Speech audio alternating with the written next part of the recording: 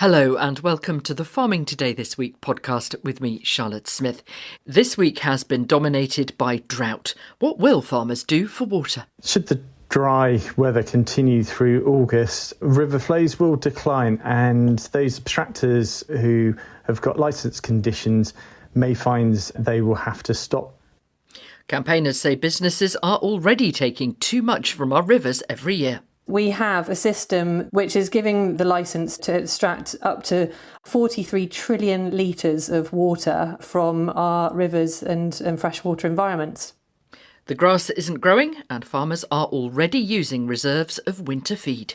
All our fields have basically burnt off, the grass has effectively died. So we've decided to sell 60 cows in order to be able to afford to buy feed to keep the rest of the girls well fed and looked after. We've got no rain on the horizon really. It's a very scary position to be in. More on the drought later, but let's start with the cattle and sheep disease bluetongue, as cases are on the rise. There have now been more than 80 in the UK since the beginning of the month. Most are in the southwest of England, with 3 in Wales. Scotland and Northern Ireland haven't had any cases. Well, this disease is spread by midges and can have a devastating impact on livestock, from spontaneous abortions to birth defects and death. 2 years ago, cattle on Joe Warne's farm in Suffolk were infected. When we scanned our cows, we noticed we had a lot of cows empty. We put 97 to the bull that year and we had 19 empty, which is rather high for us. Then we had a calf born early, an abortion I suppose. Got the vet out to do an autopsy and then we found out that calf had no brain at all. And then at the end of it, we ended up with 9 aborted, 5 dead calves, and 2 of these what they call dummy calves, where the dummy calves can't even follow the mother. We had an autopsy done on one calf, and that only found out it had 10 to 15% of its normal brain. So when a calf was being born, they looked normal, but they just went away and died.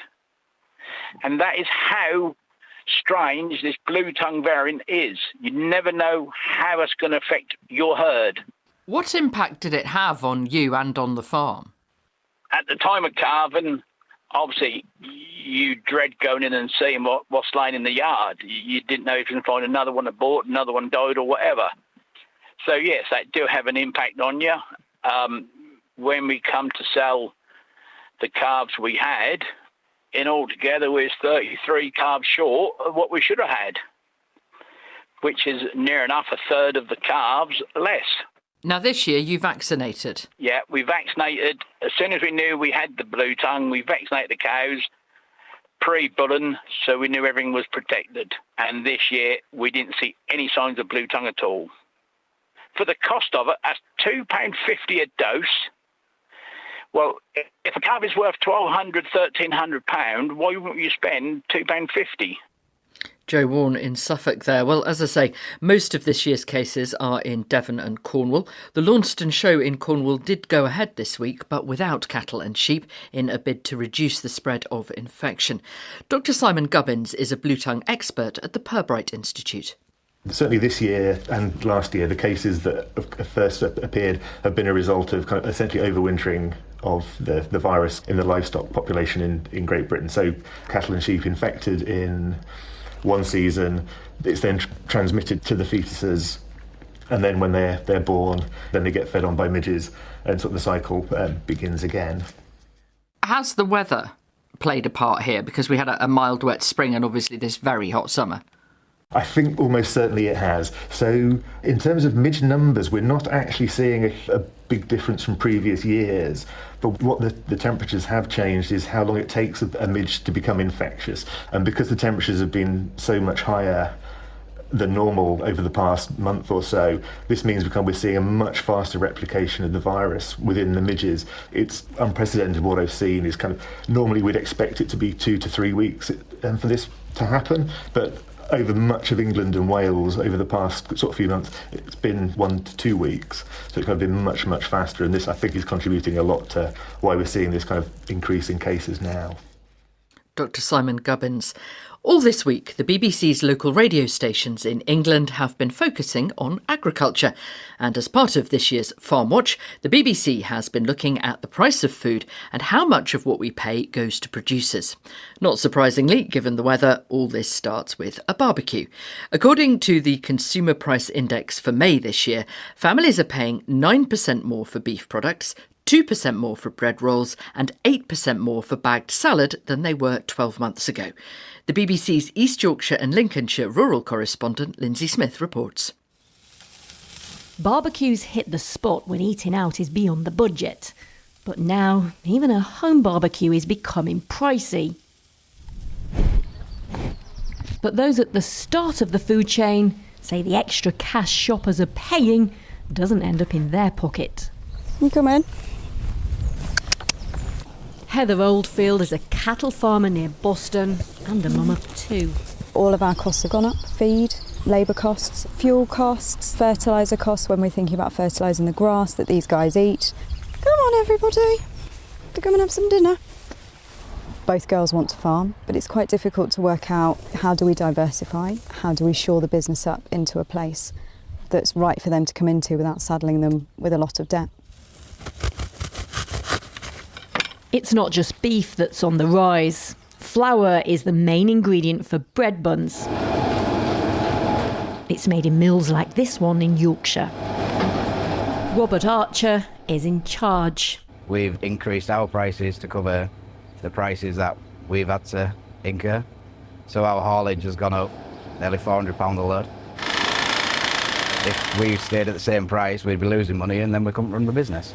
It's either you have to pay the price or you don't get your food. And no burger is complete without salad grown in an energy-hungry greenhouse and transported around the country in refrigerated lorries. Here's Matt Brankley, who grows salad in East Yorkshire. I do think that in the UK we do have relatively cheap food. I know that might sound like a shock, but if you go to some places over in Europe and the States, the cost of a simple lettuce could be $2.99, whereas in the UK it's retailing anything like 80 pence to a pound. Lindsay Smith reporting. For more Farmwatch, just search on BBC Sounds. Well, the finances of farming are not being helped by the current heatwave. It hasn't come as much of a surprise, but the whole of Wales and half of England are now officially in drought. Scotland doesn't declare drought, it monitors water scarcity, and some parts of eastern Scotland are now in the most extreme category of significant scarcity. In Northern Ireland, people are being urged to use less water. For farmers, the impacts are huge. As we'll hear, there are concerns about a shortage of feed for livestock, and the industry body, the Agriculture and Horticulture Development Board, says we're having the earliest harvest in at least 20 years. They warn that at this stage, the emerging picture points to disappointing cereal yields in many areas. Crucially for many farmers, the Environment Agency in England says it will step up controls on how much water can be taken from rivers and groundwater. The president of the National Farmers Union, Tom Bradshaw, says it's a challenging time for farmers and warns that growers who need to irrigate crops like veg are getting to the end of their stored water. He says our priorities need to change. We've just taken food production for granted for far, far too long. We talk about energy security as a country. We talk about defence spending as a country. The third leg of that stool has to be the resilience of our food system. And we need to make sure we're prioritising it. We're seeing what's happening across France and into Spain with the extreme weather down there and the wildfires. We can't rely on other countries to produce our food. We need farmers investing today in things like reservoirs, in water systems around their fields, irrigation systems. Tom Bradshaw from the NFU talking there to BBC Farmwatch. The Environment Agency says around 1,400 farming businesses which take water from rivers or use groundwater have had to stop or reduce the amount they take, and that a sixth of England's rivers are now classed as exceptionally low for the time of year. Stuart Sampson is National Drought Manager at the Environment Agency. We've declared drought across many parts of the country, and this has been due to the exceptionally low rainfall in July and at the end of June. There are quite a few rivers which are below normal for the time of year, but our groundwater levels across many parts of the country are holding up following the wet winter. Are you expecting to see more restrictions now on taking water from rivers? Should the dry weather continue through August, river flows will decline, and those abstractors who have got licence conditions may find they will have to stop. It's linked to the weather going forward and how much rain will actually fall through August. There are some concerns about animal welfare because of that. Is that taken into account? Animal welfare takes a high priority. We would say to farmers, if they are struggling with their own supplies, they can reach out to water companies for help. There is a provision for emergency tankers and help if their own domestic supplies, if they're on, say, their own borehole or abstraction, they can look towards the local authority as well to help them out. The Environment Agency is supporting calls for farmers to be able to build more reservoirs to store more water on farm. Can you foresee a time when actually taking water from rivers or using groundwater will actually be more restricted? Through winters such as last year, with a very wet winter, we're looking to see when people can take those flows which are high enough, which mean that everybody, sort of the environment as well as farmers can take water in a sustainable way and then store that water for use during the summer. Recently, we've just published our Water Resources National Framework, and again, we're supporting farmers on new reservoirs. Groups of farmers or abstractors can come together. They can look at potentially, if it's building new reservoirs, a considerable amount of investment, but they also need to ensure that the water is there, they can take it, they can fill those reservoirs. With water abstractor groups working more collaboratively, we can ensure, there is further resilience to droughts such as we're seeing now in the future. We've heard calls again for farming to be a higher priority for water when supplies are scarce. Is that likely to happen, that given what we're going through, we're going to have to redraw our priorities? Certainly, at the moment, our abstraction licensing system allows that fair access to water for everyone, and going forward, that management of how licences are used, both locally and on a regional basis, is there to develop a better position going forward. Stuart Sampson from England's Environment Agency. The environmental charity River Action says too many businesses are taking water from rivers, and the government should review the abstraction licence system. It says that trillions of litres of water are being taken from rivers, lakes and aquifers every year, and that as pressure on resources grows, the UK needs a fully funded water resilience plan. Earlier this week, the National Farmers Union also called for a modern abstraction system, saying we're still using regulations which are 50 years old. Amy Fairman from River Action. We're in massive water stress at the moment. And, we're being increasingly told to turn off our taps, to stop watering our gardens.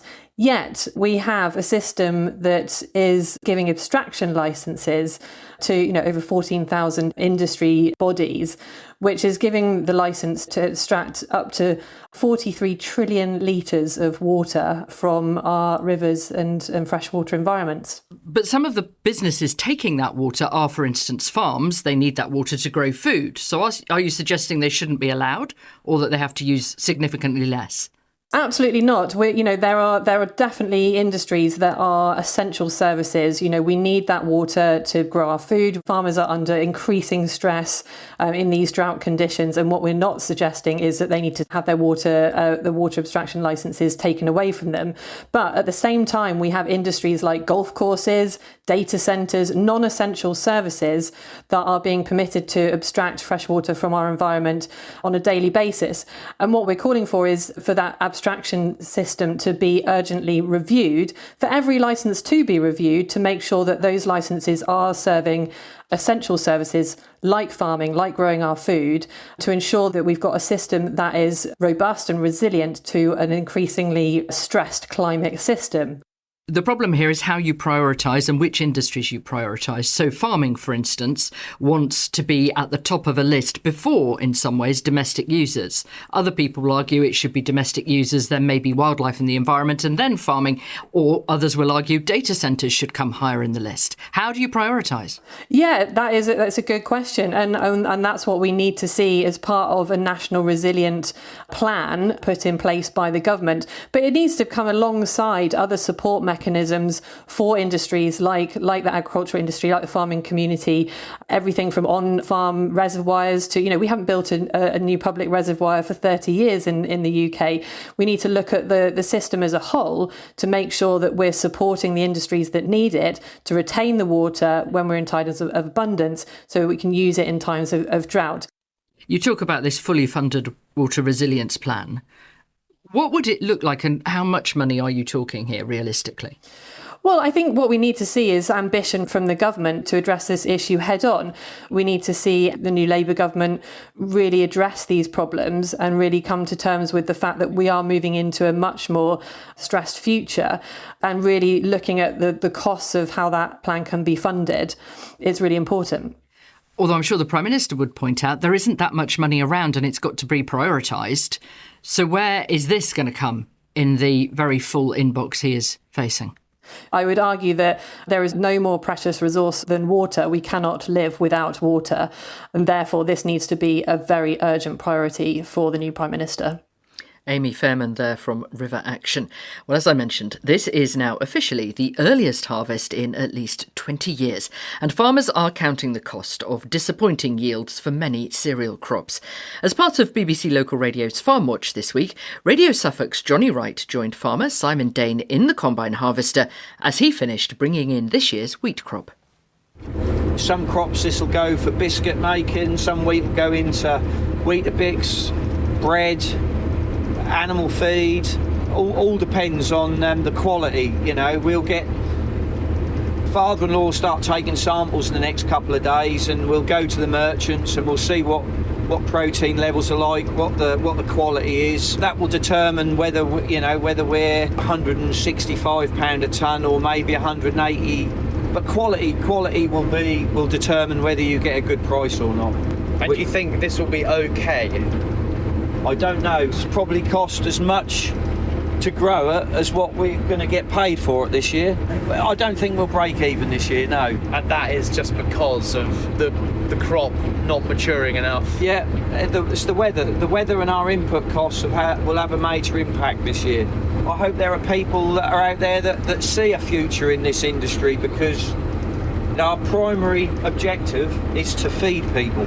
When you ask me why would you carry on if you're not making a lot of money, well, you carry on doing it because you think your job's important and we're important to the nation. It's as simple as that. Farmer Simon Dane there on the Suffolk-Essex border. Next week here on Farming Today, slightly earlier than we planned, if I'm honest, we will be looking at harvest around the UK. Do join us, 5:45 every weekday morning here on BBC Radio 4 or anytime you like on BBC Sounds. Well, the drought is also causing problems for livestock farmers. Grass doesn't grow in scorched fields, so they're having to look at other ways of feeding their animals. Some are asking for the rules to be relaxed so they can graze animals on land in environmental schemes, which are usually protected. Others are now using the feed they'd planned to save for the winter and facing some difficult decisions. George Tomlinson works on the family farm near Wrexham with an organic dairy herd and beef cattle. They also grow corn, barley, oats and peas to feed to the cows, but they're feeling the heat. We are feeling the full force of the drought at the minute. We haven't really had any substantial rain since the middle of June. All our fields have basically burnt off. The grass has gone dormant or effectively died. And we've got no rain on the horizon, really. It's a very scary position to be in. What are you feeding your livestock? So we're currently feeding our winter silage stock, so the first two cuts of silage that we've made earlier this year, and we're going through it at an alarming rate. Our third cut basically doesn't exist, and anything that's left that's green, we're currently zero grazing, which basically means we cut it, put it into a trailer, and then we feed it out to the girls back at the farm. So what will you feed them in the winter? We're not 100% sure yet, to be honest with you. Obviously, it's going to rain at some point, but if it starts getting later and later, it's less time for the grass to recover in order to give ourselves enough feed to feed the girls over the winter. I mean, even if we get rain now, it's going to take about 2 weeks for the grass to start coming back to life and turning green before it can even start growing again. And then we're going to wait at least another 3-4 weeks to be able to turn the cows out. And the later that we get in the year, the less temperature that we're going to have and the less growth we're going to have. So we're really starting to get worried, to be honest with you. It's a very scary position to be in. It's even worse than last year. You also grow on the farm crops to feed over the winter to the animals. How are they doing? That is down 60% across the board. And if we're going to buy that feed in, that would cost us £176,000. We know that we can't afford to do that, so we've decided to sell 60 cows in order to be able to afford to buy feed to keep the rest of the girls well fed and looked after. Have you worked out how much extra cost all this is adding to every litre of milk that you produce?